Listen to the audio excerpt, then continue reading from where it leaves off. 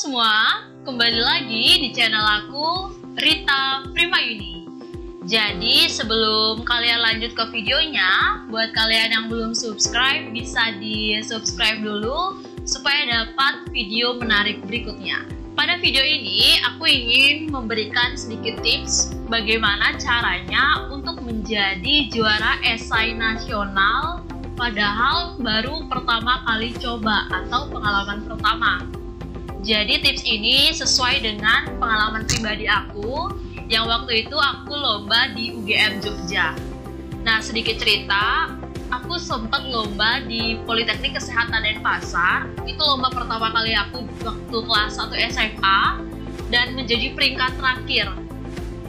Dan lomba kedua aku setelah menjadi peringkat terakhir ini, aku lomba di UGM Jogja tingkat nasional. Dan kalau aku lolos, aku harus berangkat ke sana untuk presentasi.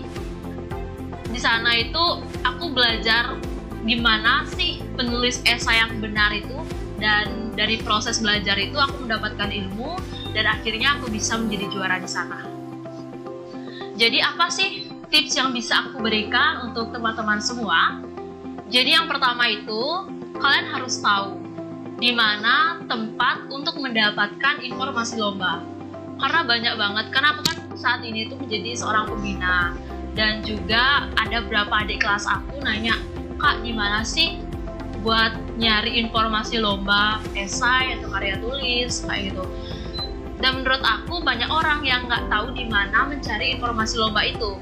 Jadi kalian bisa cari informasi lomba itu di internet dan juga media sosial. Saran dari aku, kalian bisa cari informasinya itu dengan mengikuti atau memfollow akun Instagram lomba-lomba kayak kompetisi menulis, kompetisi gratis, kemudian info lomba menulis, info lomba, dan lain sebagainya.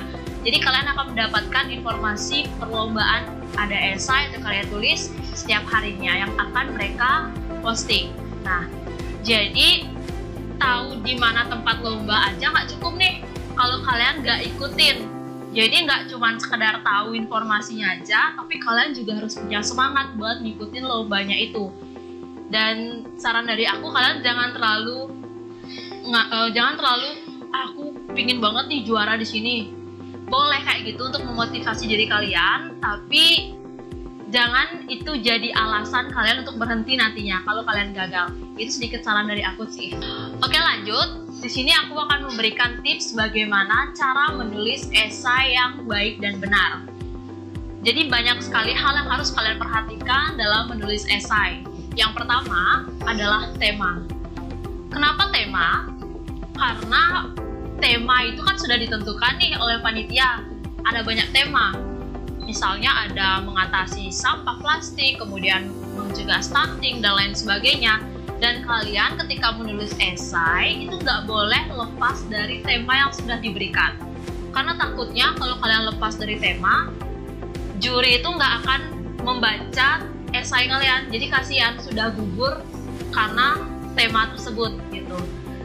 Banyak orang yang nggak mengerti apa maksud dari tema ini.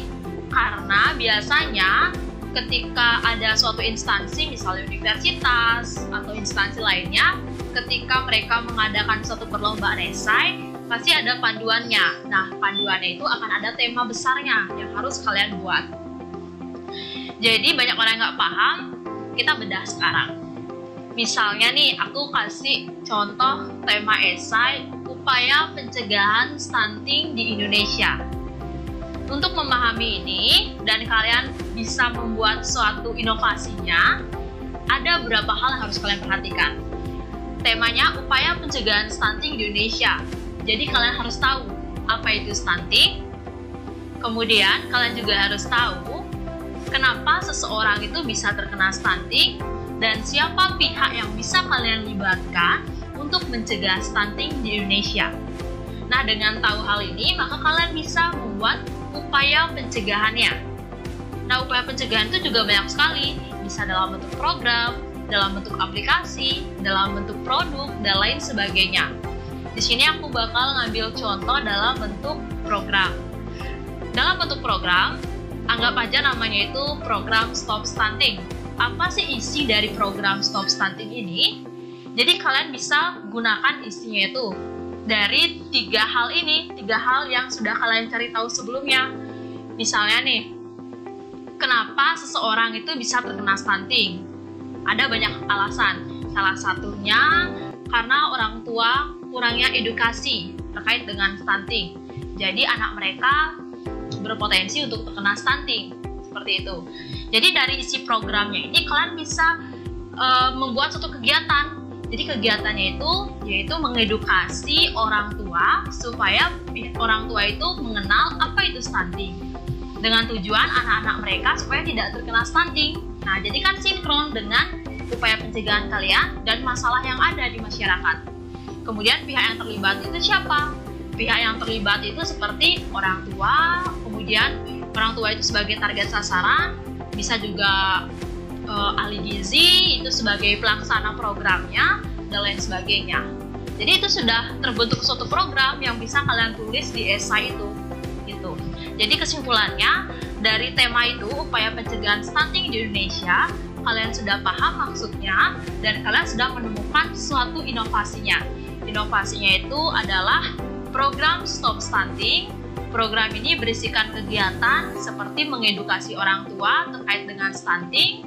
Jadi target sasarannya itu orang tua, kemudian pelaksananya itu bisa ahli gizi. Baik, lanjut, kita akan bahas tentang tips penulisan esai. Jadi di sini aku saranin supaya penulisan esai itu terurut, supaya dewan juri itu bisa lebih mudah memahami bacaan kalian. Jadi bagaimana sih aturan dalam penulisannya itu? Dengan tema yang sudah kita buatkan contoh, yaitu upaya pencegahan stunting di Indonesia dengan inovasi yaitu Stop Stunting, kalian bisa menulis pada bagian pertama adalah memperkenalkan apa itu stunting. Kemudian yang kedua, kasus stunting di Indonesia. Kemudian yang ketiga, dampak buruk orang terkena stunting. Kemudian yang keempat, dampak buruk jika kasus stunting itu tidak segera diatasi. Itu sudah cukup, kalian membuat itu. Kemudian, kalian bisa lanjut nih ke bagian solusi dengan beberapa kalimat penghubung. Misalnya, jadi dengan permasalahan stunting di Indonesia, maka perlunya suatu inovasi, yaitu melalui program Stop Stunting. Nah, pada bagian itu, kalian sudah harus memperkenalkan program yang kalian buat atau inovasi yang kalian buat. Jadi apa yang diperkenalkan? Yang pertama, apa itu program Stop Stunting? Kemudian yang kedua, bagaimana alur kegiatannya? Misalnya alur kegiatan itu, jenis-jenis kegiatan apa sih yang ada di program itu? Kemudian di mana tempat pelaksanaannya? Kemudian di mana waktunya? Dan siapa yang menjadi sasaran utamanya? Dan juga akan ada siapa saja sebagai pihak pendukung, misalnya pemerintah, kemudian mahasiswa, ahli gizi, dan lain sebagainya. Nah, setelah itu, kalian bisa membuat manfaat dari program ini. Jadi, manfaat dari program Stop Stunting untuk mengatasi stunting Indonesia itu apa sih? Gitu. Jadi, kalau sudah selesai, kalian bisa buatkan kesimpulan dan saran. Jadi, ingat, kesimpulan itu harus mengenai dari paragraf awal sampai paragraf akhir. Jadi dengan kalian sudah menyusun dari memperkenalkan hingga kesimpulan dan saran, itu secara teratur, secara terurut, maka esai kalian akan mudah dipahami oleh dewan juri. Dan jangan lupa juga, setiap panitia itu sudah memberikan panduannya masing-masing. Jadi kalian harus memperhatikan nih, dengan panduan itu misalnya jenis tulisan, kemudian ukuran tulisan, kemudian ada marginnya, kemudian ada covernya, daftar pustaka, dan lain sebagainya. Jadi kalian harus perhatikan itu, karena itu akan menentukan penilaian. Jadi next video aku akan membuat tips presentasi waktu aku lomba di UGM Jogja.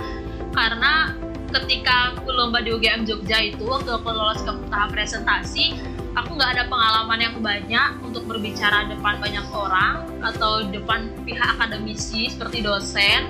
Itu nggak ada, karena aku baru kelas 1 SMA, peralihan dari SMP ke SMA, dan itu aku udah, waktu aku lomba pertama di Poltekkes tuh keringet dingin, terus nggak bisa jawab pertanyaan juri, terus udah pingin duduk aja.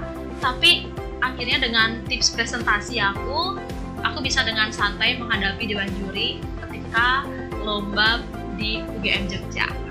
Baik, sekian video dari aku. Jadi buat kalian tetap semangat, semoga kalian bisa menjadi juara esai berikutnya.